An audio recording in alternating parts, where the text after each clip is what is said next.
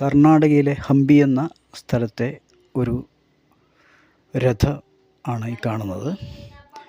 നിങ്ങൾ 50 രൂപ നോട്ട് പരിശോധിച്ചാൽ ഈ രഥത്തെ വ്യക്തമായിട്ട് കാണാൻ സാധിക്കും. അതുപോലെ അതിൽ തന്നെ ഹംപി എന്ന് എഴുതിയിട്ടുണ്ട്. ഈ സ്ഥലത്താണുള്ളത്. ഹംപി എന്ന് പറയുന്നത് തുംഗഭദ്ര അണക്കെട്ടിൻ്റെ സമീപത്താണ്. അവിടെ ഒരു രാജാവിൻ്റെ സാമ്രാജ്യമാണ് വിജയനഗര സാമ്രാജ്യം എന്നാണ് ഈ നഗരത്തെ വിശേഷിപ്പിക്കുന്നത്.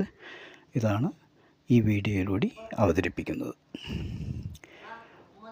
നിങ്ങൾക്ക് വേണ്ടി ചെയ്തത് പവിത്രൻ പുതിയവരി.